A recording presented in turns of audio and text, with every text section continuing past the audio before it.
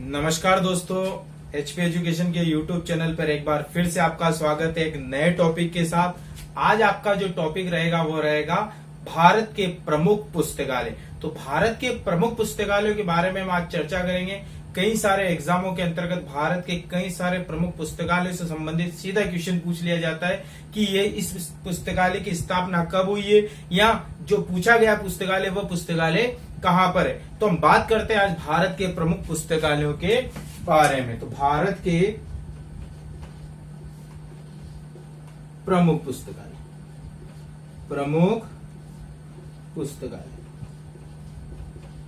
Clear है। तो भारत के प्रमुख पुस्तकालयों के बारे में देखेंगे कि भारत के ऐसे कौन कौन से प्रमुख पुस्तकालय हैं और कहां कहां है और किसके द्वारा ये स्थापित किया गया है। तो सबसे पहला प्रमुख पुस्तकालय बात करते हैं, फर्स्ट नंबर पर सबसे पहला है सरस्वती महल पुस्तकालय। क्लियर है, सरस्वती महल पुस्तकालय, और ये है तंजौर का सरस्वती महल पुस्तकालय। क्लियर। इस पुस्तकालय की जो स्थापना की गई है, इस पुस्तकालय की स्थापना हुई है 17वीं शताब्दी में। स्थापना कब हुई है? लगभग 17वीं शताब्दी के आसपास इसकी स्थापना हुई थी। किसके द्वारा स्थापना की गई है? तो महाराजा शेरोफेजी के द्वारा। किसके द्वारा? महाराजा शेरोफेजी के द्वारा इसकी स्थापना की गई है। इसी कारण डायरेक्ट आपको कई बार इसका नाम सरस्वती महल पुस्तकालय ना देकर इसका दूसरा नाम भी दिया जा सकता है, तंजावुर महाराजा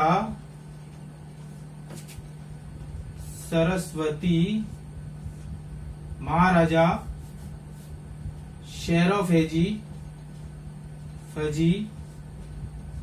सरस्वती महल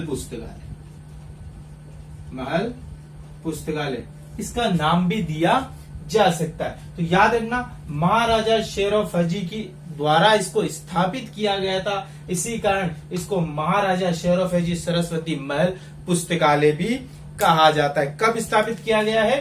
तो 17वीं शताब्दी के आसपास इसे स्थापित किया गया था। क्लियर है। ये हिंदू शासकों का प्रसिद्ध पुस्तकालय भी माना जाता है, तंजौर का पुस्तकालय। और इस पुस्तकालय के अंतर्गत ये कहां पर स्थित है? तो स्थित आपको पता है तंजौर में। ठीक है, तंजौर कहां पड़ता है? तो तंजौर पड़ता है तमिलनाडु। क्लियर, तमिलनाडु में तंजौर पड़ता है। और तमिलनाडु में तंजौर में जो आपका तंजावुर महल है, तंजौर कहो या तंजावुर कहो एक ही चीज है। वर्तमान में तंजौर का नाम क्या है? तंजावुर है। तो कहां पर स्थित है? ये स्थित है तंजावुर महल में। तंजावुर महल में स्थित है। ठीक है, तो याद रखना सरस्वती महल पर विशेषकर ध्यान रखना। सरस्वती महल पुस्तकालय कहाँ है? महल में स्थित है, इसी कारण इसको सरस्वती महल पुस्तकालय कहा गया है। तो कहाँ स्थित है? तंजावुर महल में यह पुस्तकालय स्थित है। अब बात करते हैं इस पुस्तकालय की विशेषता क्या है। क्लियर। तो इस पुस्तकालय की जो विशेषता है, इस पुस्तकालय की प्रमुख विशेषता है कि एक पांडुलिपि पुस्तकालय। कैसा पुस्तकालय है? पांडुलिपि पुस्तकालय। और इस पुस्तकालय के अंतर्गत ताड़पत्रों पर पांडुलिपि का निर्माण किया गया है। किस पर? ताड़पत्रों पर। ताड़पत्रों या पत्तों पर पांडुलिपि का निर्माण किया गया। इसी कारण हम कह सकते हैं ये पुस्तकालय कैसा पुस्तकालय है? एक पांडुलिपि पुस्तकालय है। कौन सा पुस्तकालय? सरस्वती महल पुस्तकालय की बात करते हैं। सरस्वती महल पुस्तकालय को सार्वजनिक महत्व का पुस्तकालय कब घोषित किया गया है? तो सार्वजनिक पुस्तकालय घोषित जो किया गया है, इसे सार्वजनिक पुस्तकालय घोषित किया गया है सन 1918 में। और यही इंपॉर्टेंट सन है आपके लिए। याद रखना कि सरस्वती महल पुस्तकालय को सार्वजनिक महत्व का पुस्तकालय या सार्वजनिक पुस्तकालय कब घोषित किया है? तो 1918 में इसे सार्वजनिक महत्व का पुस्तकालय घोषित किया गया है। क्लियर। तो ये था सरस्वती महल पुस्तकालय तंजौर। दूसरे नंबर पर बात करते हैं हम। दूसरे नंबर पर आता है हमारा सरस्वती भवन पुस्तकालय। सरस्वती भवन पुस्तकालय। अब आप देखोगे ऊपर की तरफ तो है सरस्वती महल और नीचे आपका सरस्वती भवन पुस्तकालय। इन दोनों में कंफ्यूजन कई बार होता है, तो क्लियर रखना, याद रखना। सरस्वती महल पुस्तकालय तो महल, कौन से महल में? तंजावुर महल में स्थित है। सरस्वती भवन पुस्तकालय कहाँ का है? तो ये वाराणसी का है। क्लियर है। वाराणसी का आपका सरस्वती भवन पुस्तकालय है। क्लियर। इस पुस्तकालय की स्थापना कब हुई है? स्थापना, इस पुस्तकालय की स्थापना हुई थी 1894 में। कब हुई है? 1894। 1894 के अंतर्गत यहाँ पर संपूर्णानंद संस्कृत विश्वविद्यालय की स्थापना की गई थी। विश्वविद्यालय की स्थापना की गई थी। किसकी स्थापना? संपूर्णानंद संस्कृत विश्वविद्यालय की स्थापना की गई थी। और इसी विश्वविद्यालय के अंदर सरस्वती भवन पुस्तकालय की स्थापना की गई है। कब की गई है? 1894 में। क्लियर। इसके बाद आगे चल करके सन 1906 की बात है। कब की बात है? 1906 में सरस्वती भवन पुस्तकालय के लिए एक अलग से भवन की व्यवस्था की गई है। कब की गई है? 1906। 1906 के अंतर्गत वेल्स के राजकुमार भारत में आए थे। कहाँ के राजकुमार? वेल्स के राजकुमार। वेल्स के राजकुमार, वेल्स के राजकुमार भारत में आए और उनके द्वारा सरस्वती महल पुस्तकालय के भवन का शिलान्यास किया गया। क्या किया गया? शिलान्यास किया गया। क्लियर। और यह जो पुस्तकालय का भवन है ये बनकर कंप्लीट हो गया था 1914 में। कब बनकर कंप्लीट हो गया? 1914 में। और इस भवन का जो नाम रखा गया था, इस पुस्तकालय भवन का कंप्लीट हो गया था और इस पुस्तकालय भवन का नाम रखा गया था प्रिंस ऑफ वेल्स सरस्वती भवन। क्या नाम रखा गया इस भवन का? प्रिंस ऑफ वेल्स सरस्वती भवन, इस पुस्तकालय भवन का नाम रखा गया। क्लियर। अब बात कर लेते हैं सरस्वती भवन पुस्तकालय की क्या विशेषता। तो विशेषता पर चर्चा कर लेते हैं। विशेषता, इस पुस्तकालय की सबसे बड़ी जो विशेषता है कि इस पुस्तकालय में एक श्रीमद् भागवत गीता की एक पुस्तक रखी गई है। और उस पुस्तक की विशेषता है कि उसके जो पृष्ठ है वो स्वर्ण पृष्ठ है। कौन से पृष्ठ है? स्वर्ण पृष्ठ। मतलब कह सकते हैं कि स्वर्ण पृष्ठों से बनी श्रीमद् भागवत गीता की पुस्तक कहाँ पर रखी गई है? सरस्वती भवन पुस्तकालय में। तो श्रीमद् भागवत गीता के जो रखी गई है उसके स्वर्ण पृष्ठ या स्वर्ण पत्र है उसके। क्लियर है। तो स्वर्ण पत्र या स्वर्ण पृष्ठों से आपके श्रीमद् भागवत गीता की जो पुस्तक रखी हुई है वो सरस्वती महल पुस्तकालय वाराणसी में रखी गई है। इसके बाद तीसरे नंबर के पुस्तकालय पर हम चर्चा करते। नंबर 3 पर आता है आपका सरस्वती भंडार पुस्तकालय। सरस्वती भंडार पुस्तकालय कहाँ है? तो सरस्वती भंडार पुस्तकालय आपके ही राजस्थान में उदयपुर। कहाँ पर? उदयपुर में आपका सरस्वती भंडार पुस्तकालय है। सरस्वती भंडार पुस्तकालय की स्थापना कब हुई? तो इसकी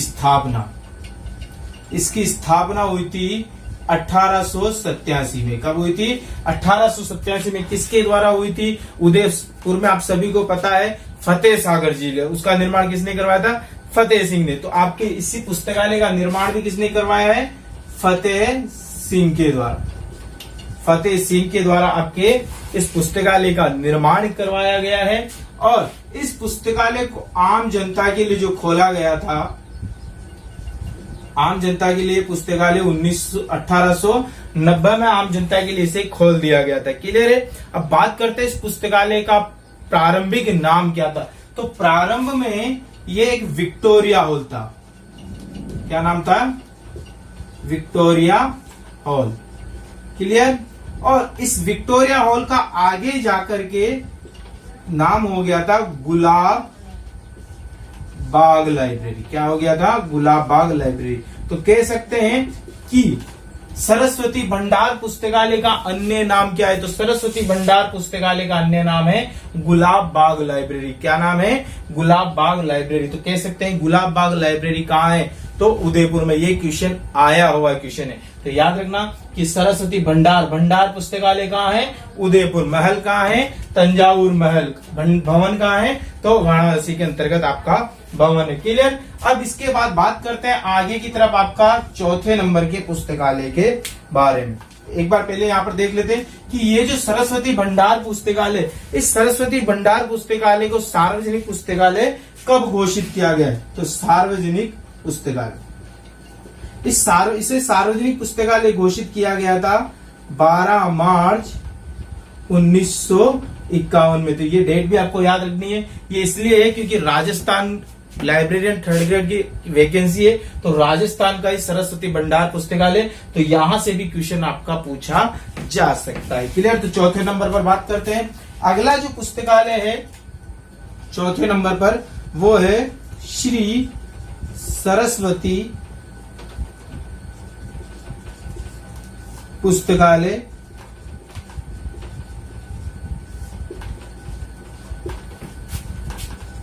फतेहपुर सीकर। ये भी आपके राजस्थान का है पुस्तकालय। कहाँ का है? राजस्थान का श्री सरस्वती पुस्तकालय फतेहपुर सीकर। और इस पुस्तकालय की स्थापना जो हुई थी, ये हुई थी स्थापना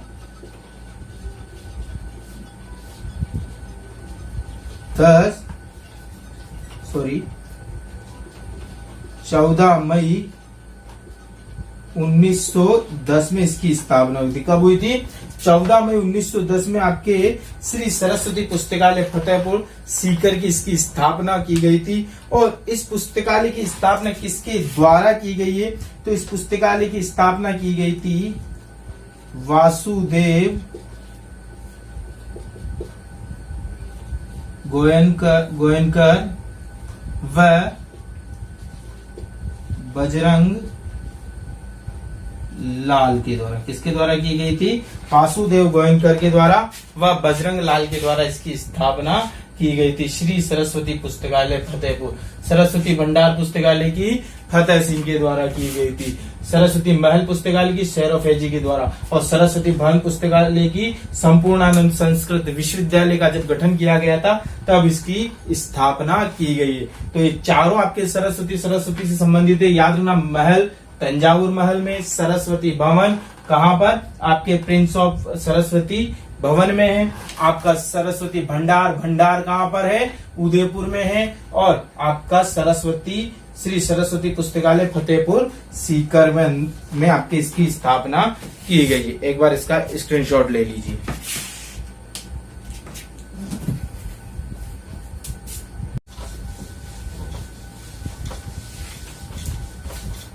ठीक है। तो आगे बात करते हैं कुछ अन्य पुस्तकालयों के बारे में। अन्य पुस्तकालय, तो अन्य प्रमुख पुस्तकालयों के बारे में हम चर्चा करते हैं।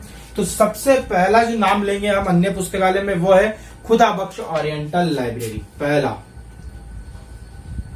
खुदा बख्श ओरिएंटल लाइब्रेरी कहाँ की है? ये पटना की, पटना बिहार। क्लियर। बिहार, पटना बिहार, खुदा बख्श ओरिएंटल लाइब्रेरी। इस पुस्तकालय का गठन कब हुआ था? एनवीएस 2019 के एग्जाम में क्वेश्चन पूछा गया था। खुदा बख्श ओरिएंटल लाइब्रेरी की स्थापना कब हुई थी? तो खुदा बख्श ओरिएंटल लाइब्रेरी की स्थापना हुई थी 1891 में। कब हुई? 1891 में। किसके द्वारा की गई है? तो खुद मौलवी मौलवी खुदा बख्श के द्वारा, खुदा बख्श के द्वारा, मौलवी खुदा बख्श खान के द्वारा इसकी स्थापना की गई थी। मौलवी खुदा बख्श खान के पिताश्री थे मौलवी मोहम्मद खान। मौलवी मोहम्मद खान के द्वारा कुछ पांडुलिपियों का संग्रह किया गया था और उन्हीं किताबों के माध्यम से मौलवी खुदा बख्श खान ने अपना एक पुस्तकालय गठित किया था, खुदा बख्श ओरिएंटल लाइब्रेरी। तो खुदा बख्श ओरिएंटल लाइब्रेरी कब गठित की गई है? 1891 में गठित की गई है। क्लियर है। दूसरा जिसका महत्वपूर्ण क्वेश्चन बनता है कि खुदा बख्श ओरिएंटल लाइब्रेरी को राष्ट्रीय महत्व का पुस्तकालय कब घोषित किया गया? तो राष्ट्रीय महत्व का पुस्तकालय घोषित तो राष्ट्रीय महत्व का पुस्तकालय घोषित किया था 1969 में। किसके द्वारा? भारत सरकार के द्वारा इसे राष्ट्रीय महत्व का पुस्तकालय घोषित कर दिया गया था। क्लियर है। इस पुस्तकालय का अध्यक्ष कौन होता है? तो इस पुस्तकालय का अध्यक्ष होता है राज्यपाल। कौन होता है? राज्यपाल। और ये जो राज्यपाल होता है ये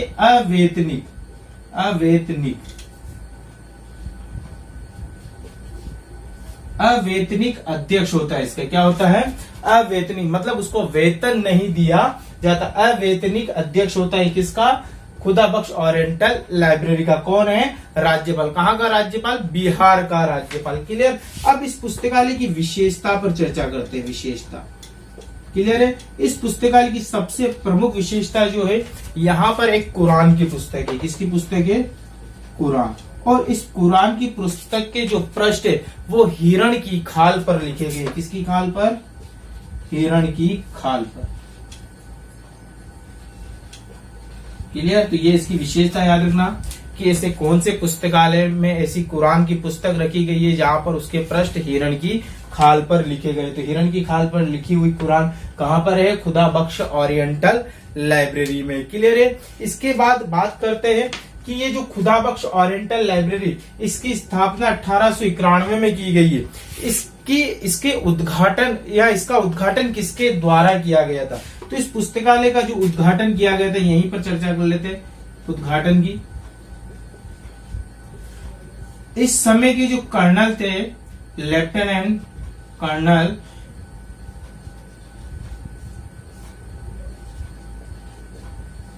एलियटन, लेफ्टिनेंट कर्नल एलियटन के द्वारा इस खुदा बख्श ओरिएंटल लाइब्रेरी का क्या किया गया था? उद्घाटन किया गया था। तो ये खुदा बख्श ओरिएंटल लाइब्रेरी कहाँ की है? पटना की। क्लियर। इसके बाद दूसरे नंबर पर हम पुस्तकालय की चर्चा करते हैं। तो दूसरे नंबर का पुस्तकालय आता है रजा रामपुर पुस्तकालय। कहाँ का है ये पुस्तकालय? तो रामपुर, यूपी, उत्तर प्रदेश का पुस्तकालय है रजा रामपुर पुस्तकालय। ये एक इस्लामिक पुस्तकालय है और इस पुस्तकालय के लिए कहा जाता है कि यह पुस्तकालय भारतीय इस्लामी सांस्कृतिक विरासत का भंडार है।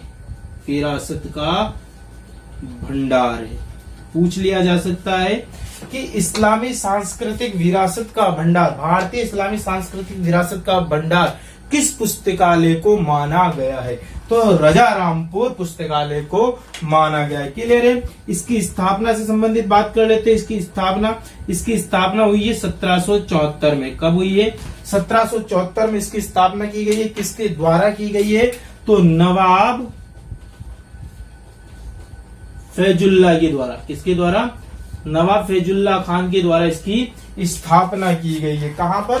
रामपुर में इसकी स्थापना की थी। क्लियर। इसको भी राष्ट्रीय महत्व का पुस्तकालय घोषित किया जा चुका है। राष्ट्रीय महत्व का पुस्तकालय इसे घोषित किया जा चुका है। तो राष्ट्रीय महत्व का पुस्तकालय कब घोषित किया गया था? तो 1975 में। 1775 मत कर देना इसे।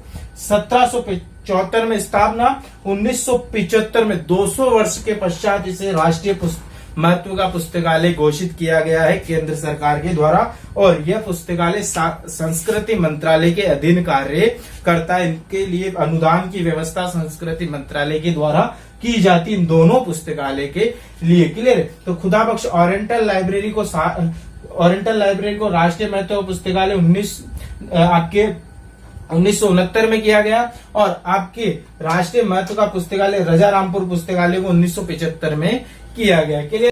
अंतिम जो पुस्तकालय हमारा वह है हरे कृष्णा मेहताब स्टेट लाइब्रेरी, और ये लाइब्रेरी है भुवनेश्वर। और भुवनेश्वर कहां पर? ओडिशा।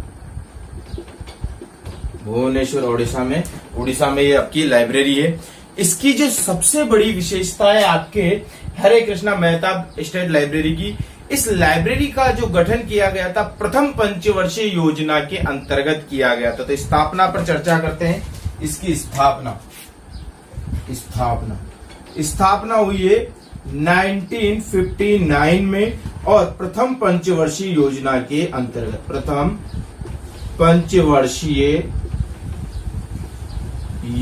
के अंतर्गत इसकी स्थापना की गई है। क्लियर है। इसके बाद अगली हम बात करते हैं, बहुत ही इंपॉर्टेंट है। अगला सन में याद रखना है 1967, 1967 के अंतर्गत क्या हुआ था? तो 1967 के अंतर्गत राष्ट्रपिता महात्मा गांधी के जन्म के शताब्दी वर्ष के रूप में इस पुस्तकालय के भवन का नाम महात्मा गांधी भवन कर दिया गया था। मतलब सीधा सा है कि महात्मा गांधी जी के 100वें जन्म दिवस के उपलक्ष्य में इस पुस्तकालय के भवन का नाम महात्मा गांधी भवन कर दिया गया था। तो क्या कर दिया गया? इसके भवन का नाम महात्मा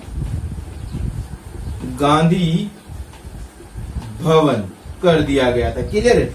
लेकिन इसके बाद अगला सन और देखना है आपको, और अगला सन क्या परिवर्तन करता है? तो अंतिम जो है इसका वह है 1987। 1987 में क्या हुआ था? तो 1987 के अंतर्गत जो इसका भवन था महात्मा गांधी भवन, उस भवन को वापस पुनर्गठित किया गया और एक नए भवन का निर्माण किया गया। तो पुनर्निर्मित किया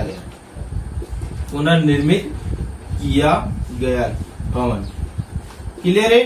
तो ये थी आपके Hare Krushna Mahtab state library Bhubaneswar. Clear. तो ये हमने पढ़ी है। अन्य पुस्तकालय के अंतर्गत खुदाबख्श ओरिएंटल लाइब्रेरी पटना, इसके बाद राजारामपुर पुस्तकालय Rampur UP, Hare Krushna Mahtab state library Bhubaneswar Odisha. Clear है। आशा करता हूँ ये वीडियो आपको बहुत ही अच्छा लगा होगा। तो अधिक से अधिक शेयर करें, लाइक करें और सब्सक्राइब करें। धन्यवाद।